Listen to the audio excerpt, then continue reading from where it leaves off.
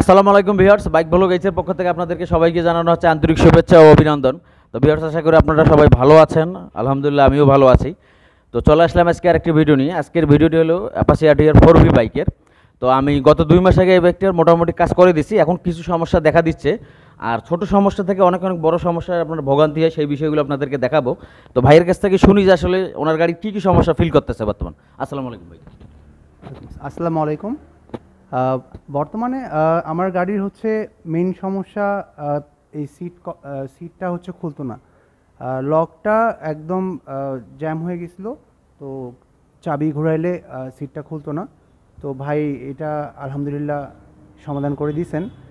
আর হচ্ছে আমার গাড়িতে 3 আর 4 নাম্বার আর 5 নাম্বার গিয়ারে টার্ন উঠতেছে না।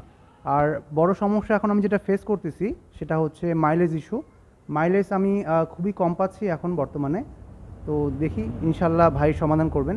আর এর আগে আমার গাড়িতে অনেক বড় বড় সমস্যা ছিল, এগুলো সব একদম সলভ হয়ে গিয়েছিল 2 মাস আগে, এবং গাড়িটা একদম বলতে গেলে শোরুম থেকে বের করা নতুন গাড়ির মতো হয়ে গিয়েছিল। ভাইকে ধন্যবাদ। ওয়েলকাম ভাই। তো ভিউয়ার্স, বিষয়টা হলো যেটা, এটার একটু তেল বেশি খাচ্ছে, আর মানে এক কথায় 4 নম্বর 5 নম্বরে যে থ্রোটল রেসপন্সটা পাওয়ার কথা এটা আমরা পাচ্ছি না। এটি একটি বিষয়। আর ছোট ছোট কিছু বিষয় আছে, এই বিষয়গুলো আপনাদেরকে দেখাবো। তার সর্বপ্রথম আমি যে বিষয়টা আপনাদের সঙ্গে শেয়ার করব, এই 4V বাইকের ওয়েল কুলিং যে সিস্টেমটা আছে, আদৌ এটা কিভাবে কাজ করে আর এটার কাজ কি, এই বিষয়টা দেখাবো। আর অবশ্যই ভিডিওটা দেখবেন, ছোট ছোট অনেক বিষয় আছে, এগুলোর কারণে আমাদের সমস্যা হয়ে থাকে। তো চলুন আমরা ভিডিওতে চলে যাই। আমার এর আগে ক্লাস প্লেট আপনার সকাপের সমস্যা ছিল, এই ভিডিওটা আপলোড দেওয়া আছে। যাই হোক, এই বাইকটির ওগুলো কোনো সমস্যা নেই। এখন যে সমস্যাগুলো ছোট ছোট, তো এই বিষয়গুলো আপনাদেরকে দেখার আগে এখন মানে আমি বেশ কয়েকদিন ধরে কমেন্টস এবং বেশ কয়েকজন ভাইয়ের সঙ্গে কথা বলছি যে আদৌ এটার ওয়েল কুলিংয়ের কোনো কাজ আছে কিনা। তো এখানে একটা বিষয়, এটা দেখেন আপনার, এটা কিন্তু এয়ার কুলিং বাইক, মানে বাতাসের সাহায্যে ইঞ্জিনটা ঠান্ডা হবে, 1 নম্বর বিষয়। 2য় নম্বর বিষয়, এই বাইকটাতে যদি আমরা বা কোম্পানি যদি ওয়েল কুল বা লিকুইড কুলার করতে যায়, সেক্ষেত্রে বাজারটা কিন্তু বেশি হয়ে যাবে। এখন যদি এই বাইকটির দাম সে উদাহরণ 2 লাখ টাকা হয়ে যায়, তখন কিন্তু এই বাইকটির দাম হয়ে যাবে আরও 50 থেকে 60 হাজার টাকা বেশি। তো এখানে কোম্পানি পারে না, বিষয়টা এমন না। টিভিএসের আরও অন্যান্য ব্র্যান্ড আছে যেগুলোতে এই অত্যাধুনিক ফিচারগুলো যুক্ত করা আছে। আমাদের দেশেও যদি এই বাইকগুলো নাই। তো যাই হোক, বিষয় সেটা না। এখন ওয়েল কুলিংটা আদৌ কাজ করে কিনা, এখানে একটা বিষয় দেখবেন, এই ওয়েল কুলারের এই যে ফ্রিন্সগুলো যে আছে বা ছোট ছোট ছিদ্রগুলো আছে, অনেক সময় বৃষ্টি কাদা বালুর মধ্যে চলে, এইগুলো কিন্তু বন্ধ হয়ে যায়। এই বন্ধ হয়ে গেলে দেখা গেল যে ইঞ্জিনটা একটু পরিমাণে কম ঠান্ডা থাকবে। আশা করি বুঝতে পারছেন। তো মাঝে মাঝে এগুলো বাতাস দিয়ে ক্লিন করে নেবেন। আর বাইক যখন ওয়াশ করবেন, অবশ্যই এটা শ্যাম্পু দিয়ে ক্লিন করে পানি দিয়ে দিবেন। আশা করি এটা ভালো লক্ষণ। 2য় নম্বর বিষয়, ওয়েল কুলটা আদৌ কীভাবে কাজ করে। এখানে দেখেন আমাদের ইঞ্জিনের ভিতরে যে 1200 ml ইঞ্জিন অয়েল দেওয়া আছে, এই 1200 ml ইঞ্জিন অয়েল দেওয়ার কারণ হলো আপনার ওয়েল কুলার। ওয়েল কুলার থাকার কারণে আমাদের 200 গ্রাম ইঞ্জিন অয়েল কিন্তু বেশি দিতে হচ্ছে। বিষয়টা বুঝে নেবেন। আমার আরটিআরে 1 লিটার ইঞ্জিন অয়েল, কিন্তু এটাতে 1200 ইঞ্জিন অয়েল লাগে। তো যাই হোক, বিষয়টা হলো ওয়েল কুলার দেওয়ার কাজ আছে। যেমন ধরেন এই যে ইঞ্জিন অয়েলটা আমাদের মোবিল ফিল্টার দিয়ে নেট করে, এই ইঞ্জিন অয়েলটা সরাসরি আপনার ওয়েল কুলারে চলে যাবে। ওয়েল কুলারের মাধ্যমে ঠান্ডা ইঞ্জিন অয়েলটা আমাদের কম্প্রেশন চেম্বারের হেডের উপরের অংশে যাবে। আশা করি বুঝতে পারছেন। আর ইঞ্জিন নিচের যে অংশগুলো আছে, এগুলো কানেক্টিং রড থেকে শুরু করে গিয়ার বক্স, ট্রান্সমিশন, সম্পূর্ণ জায়গায় কিন্তু আমাদের এই ইঞ্জিন অয়েলটাই যায়।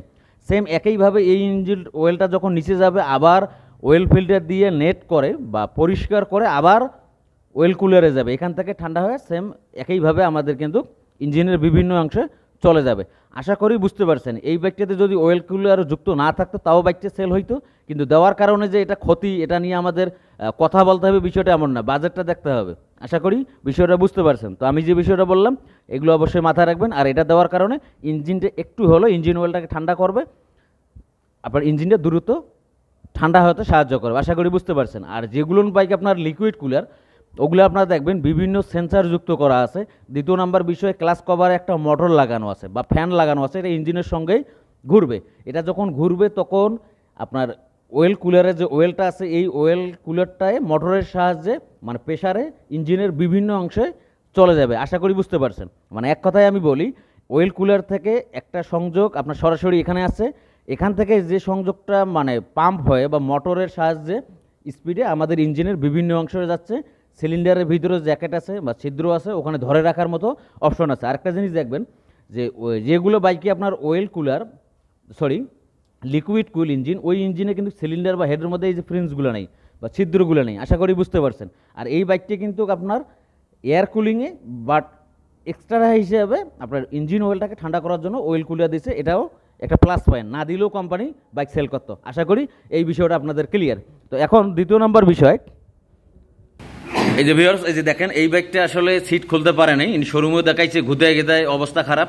তো যাই হোক আমরা সিটটা খুলছি, আর এই কেবেলটা এখান থেকে দেখেন যে এখানে এই যে লকের জায়গা আছে, এই কেবেলটা দেখা গেল আপনার ভাইব্রেশনে বা চলার সময় এইটা যদি বাইর হয়ে যায় তাহলে কিন্তু দেখা গেল আমাদের চাবি দিয়ে সিটটা উপরে উঠবে না, তখন কিন্তু একটা ভোগান্তি হয়ে যাবে। এই জন্য আমরা কেবেলটা গুণের সাহায্যে বা যে কোনো তারের সঙ্গে এই 10 নম্বর নাটের সঙ্গে দিয়ে দিলাম।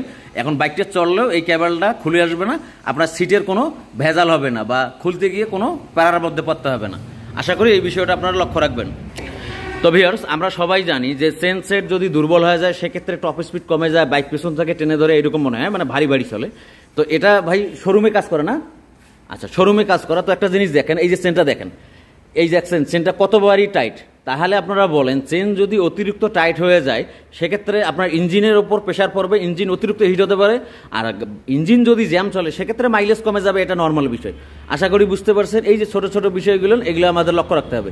একটা জিনিস দেখেন, আমাদের যেগুলো বাইকে আপনার 2টে শক অবজারভার আছে, ওই বাইকে যদি আপনি 10 মিলিমিটারও যদি বা সংক্ষেপে বলি যদি 10 পর্যন্ত যদি আমরা ফেরি রাখি বাইকটা কিন্তু ভালো চলবে। কিন্তু এটা হলো মনস্যাটিসফ্যাকশন, এটা যখন আপনি বাইকটা ডাবল স্ট্যান্ড থেকে নামায় বাইকে চড়বেন তখন চেনটা দেখবেন যে হালকা একটু টাইট হয়ে যাবে। এই জন্য আমাদেরকে এটা কমপক্ষে 20 পর্যন্ত আমাদের ফেরিবেলে রাখতে হবে। আশা করি বুঝতে পারছেন। তো এখন আমরা চেন অ্যাডজাস্ট করে দিব, পাশাপাশি যেহেতু বাইকটার আমরা সিট ট্যাঙ্কি খুলে নিছি, আমরা ট্যাবেট ক্লিয়ারেন্স করে দেবো, এয়ার ক্লিনারটাও দেখে দিব, আর তেল অ্যাডজাস্টটাও আপনাদেরকে দেখাবো ইনশাআল্লাহ। তো এখন আমরা চেন এবং নাট বোল্টের যে বিষয়গুলো আছে এগুলো চেক দিব। আর একটা বিষয়, এই চেন যদি বেশি টাইট থাকে সেক্ষেত্রে দেখবেন বাইকটা ভাইব্রেশন ফিল হবে, মানে বাইকের উপর চলে যখন 30-35 বা 40-45 আপনি গাড়িটা এক সমানভাবে চলবেন তখন মনে হবে যে পেছন থেকে কেউ টেনে ধরতেছে, কারণ এই চেনটা টাইট থাকার কারণে আপনার বাইকটা জ্যাম চলবে। আশা করি আপনারা ক্লিয়ার। তো ভিউয়ার্স, এখানে আরেকটা বিষয়, তো এই বাইকটার ভাই শোরুমে আপনার ব্রেক শুডও চেঞ্জ করছে, ওখান থেকে বলছে যে ড্রামটা পলিশ করতে হবে। তো এটা আপনারা করবেন না, কারণ আপনার বাইক যখন চলবে ড্রামটা তো হালকা হলেও ক্ষয় হবে, এটা ঠিক আছে, বাট এখানে কোনো ক্ষতি নেই। একটা সময় চললে 50-60 হাজার কিলো চললে তখন ড্রাম স্লিপ করতে হবে, এই বিষয় ঠিক আছে, বাট এখন চলছে মাত্র গাড়িটা অল্প কিছু। যাই হোক, এখন বিষয়টা হলো যেটা আমরা চেনটা এখনও লুজ করি নাই। এখানে একটা জিনিস আপনাদেরকে বলি দেই, অবশ্যই 3000 কিলো পর এই কভারটা খুলে এটা ক্লিন করবেন এবং স্পকেটের গোড়ায় ইঞ্জিন অয়েল দিবেন। ইঞ্জিন অয়েল দিলে কী হয় সেটা এখন আমি আপনাদেরকে দেখাবো। দেখেন এখানে কট কট কট কট সাউন্ড করতেছে, এখন আমরা এখানে ইঞ্জিন অয়েল দিয়ে দেব।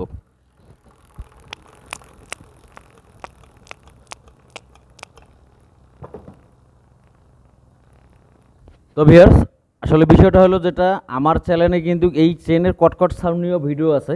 আমি মনে করি অন্য চ্যানেলে আসার আগে আমার ভিডিও আসছে ইনশাল্লাহ। তো যাই হোক, এই যে প্র্যাকটিক্যাল বিষয়, এখন দেখেন যে কোনো সাউন্ড নেই, ঘোরাও। আশা করি বুঝতে পারছেন। তো এখানেও অনেক সময় কটকট সাউন্ড করে, আমরা মনে করি ইঞ্জিনের ভিতর থেকে সাউন্ড আসতেছে, কারণ যখন আপনি বাইক চালাবেন এই আপনার বাম পাশ থেকে সাউন্ডটা আসবে, এই বিষয়টাও মাথায় রাখবেন। তো এখন আমরা ক্লিন করে সেন্টার অ্যাডজাস্ট করে দিব। তো আমরা ট্যাবেট কভারটা লাগাই দিচ্ছি, আমরা ট্যাবেটটা চেক দিলাম, তো ঠিক আছে, ট্যাবেটের কোনো সমস্যা নেই।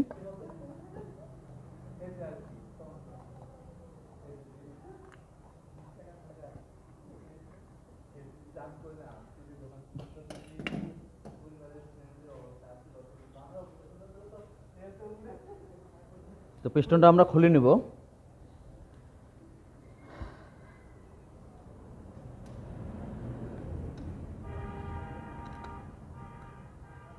তো এটা অবশ্যই ভালো করে পরিষ্কার করে ইঞ্জিন অয়েল দিবেন না, আপনারা লাগাই দিবেন।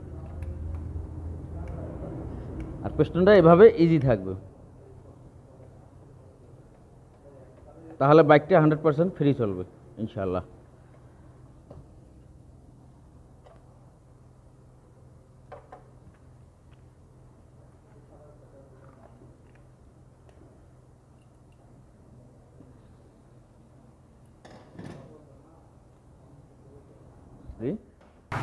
তো ভিউয়ার্স, এখানে বিষয়টা হলো যেটা এয়ার ফিল্টারের যে বিষয়টা, তো এখানে বিষয়টা হলো যেটা notice, do not clean filter, replace it for every 12,000 kilometre পর।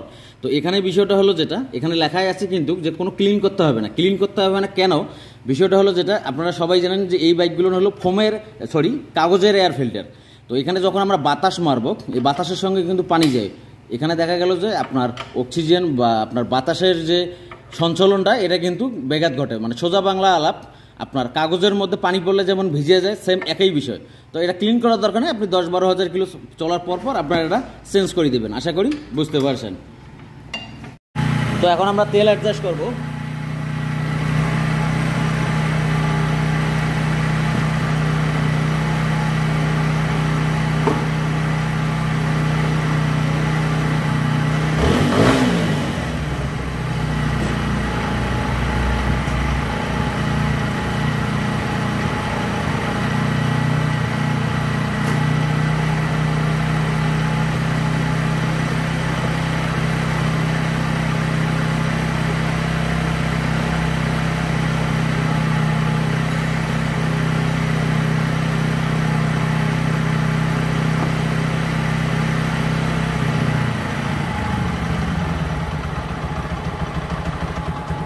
কি অবস্থা বলেন?